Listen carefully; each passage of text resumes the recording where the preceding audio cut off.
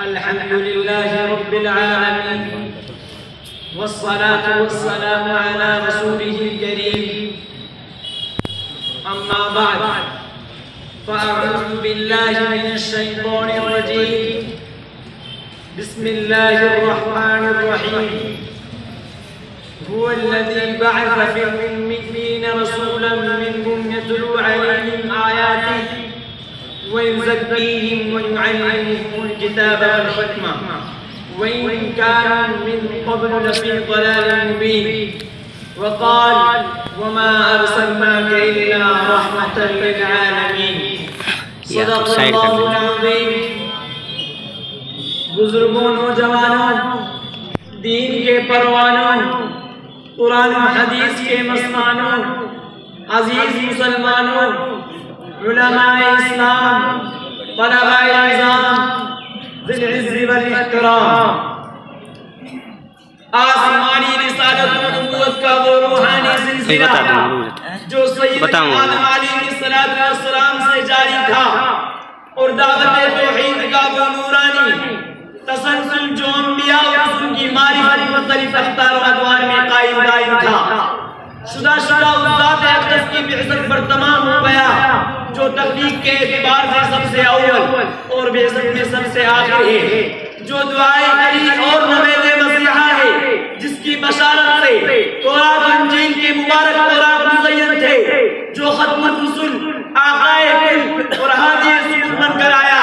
جو شفیع النبی و رحمت للعالمین بن کر آیا، جو خاتم النبیین و سید المرسلین بن کر مبعوث ہوا، سراج منیرہ کے خطاب سے نوازا گیا، بشیر و نذیر کے لقب سے یاد کیا گیا، جس کی شان میں یاسین الداغہ نازل ہوئی، جس کو مدثر و مزمل کہہ کر پکارا گیا، کنکریوں نے جس کی شہادت دی، درختوں نے جس کی اطاعت کی، جس کے اشارے پر ماہتاب شب ہو گیا، جس کے فراق میں ستون حنہ نہ رو پڑا، آخر وہ کون ہے جو محبوب کبریا ہے؟ تو سنیے وہ میرے لاڈلے محمد مصطفیٰ صلی اللہ علیہ وسلم کی ذات گرامی ہے. آپ ذرا غور کیجئے کس ذات کا ذکر چل پڑا ہے، کس نبی کا تذکرہ ہو رہا ہے، وہی جو محسن انسانیت ہے، وہی جو نور ہدایت ہے، جس کا ثنا خود رب العالمین ہے، احکم الحاکمین ہے، ارحم الراحمین ہے. ان اللہ و ملائکتہ یصلون علی النبی یا ایھا الذین آمنوا صلوا علیہ وسلموا تسلیما. بے شک اللہ تعالیٰ اور اس کے فرشتے درود بھیجتے ہیں نبی پاک صلی اللہ علیہ وسلم پر. اے مسلمانوں،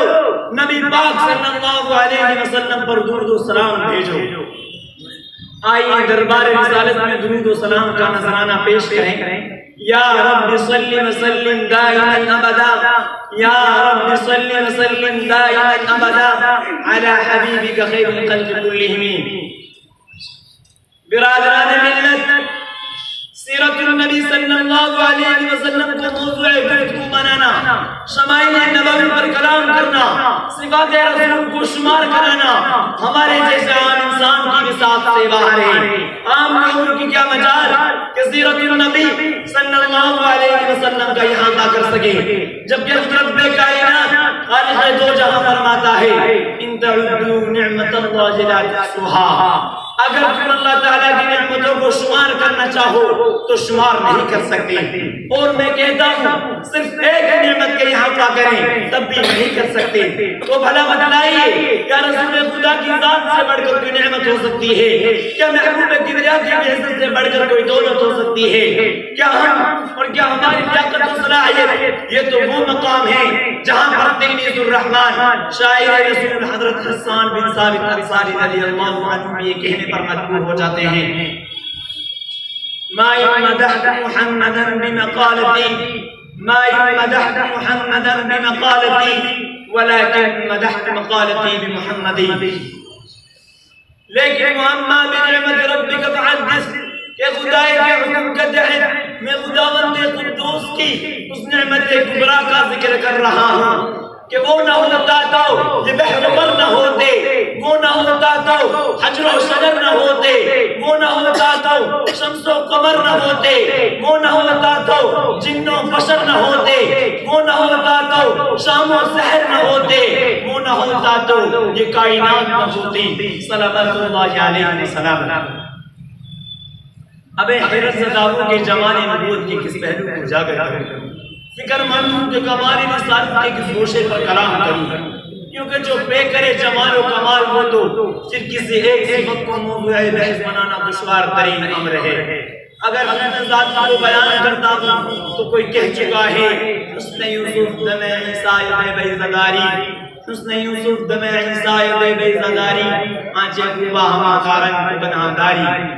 اور اگر حسن صفاتی اور جمال ذاتی کو بیان کرتا ہوں تو پھر شیخ سعدی نے یہ کہہ کر ہمارے لیے گنجائش کہاں چھوڑی ہے کمال رتبائے مصطفیٰ بلغ العلا بکمالہ، ہے کمال رتبائے مصطفیٰ بلغ العلا بکمالہ، یہ اثر ہے کہ جمال کا کشف الدجا بجمالہ۔ کسی ایک ادا کی تو بات کیا حسنت جمیع خصالہ، کسی ایک ادا کی تو بات کیا حسنت جمیع خصالہ، وہ خدا کا جس نے پتا دیا صلی علیہ وآلہ۔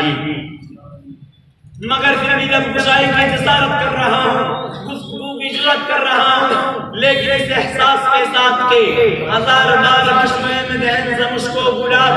ہزار بار بشوے میں دہن زمشکو گلاب، منو زنا میں تو گفتن کمال بے ادبی سے۔ برادران ملت، شہنشاہ بطحا، تاجدار مدینہ، جناب حضرت محمد مصطفیٰ صلی اللہ علیہ وسلم کے بعثت انبیاء و صالحین کے سلسلہ رسالت و نبوت کی آخری کڑی ہے، اس لیے کہ آپ نے ارشاد فرمایا ہے لا نبی بعدی، میرے بعد کوئی نبی نہیں آئے گا۔ آپ کی بعثت کی اعلیٰ ترین مقاصد میں یہ لائے کلمہ توحید، دعوت اللہ، تزکیہ قلوب، آیات اللہ کی تلاوت، کتاب و حکمت کی تعلیم و توضیح شامل ہے۔ توحید و ایمان کا جو پیغام انبیاء و مرسلین لے کر آتے رہے، وہی پیغام غار حرا میں آپ پر نازل ہوا۔ اسی کو مولانا حالی نے یوں بیان کیا ہے، اتر کر حرا سے صبح قوم آیا، اتر کر حرا سے صبح قوم آیا، ایک نسخہ کیمیا ساتھ لایا۔ آپ صلی اللہ علیہ وسلم کی رسالت کے لیے قدرت نے ایسا سماج کو منتخب فرمایا جو اخلاقی روحانی اعتبار سے سوال پذیر معاشرہ تھا، تہذیب و تمدن، اخلاق و قوت سے عاری، اہل ربیت و حیوانیت کی تمام سرحدیں پار کر چکے تھے۔ خوریزی اور قتل و غارت کری روز کا معلوم تھا، درا درا سے بار بار جنگ کے خوفناک شورے بڑے پڑتے تھے۔ کسی شاعر نے کیا خوبی منظر کشی کیے،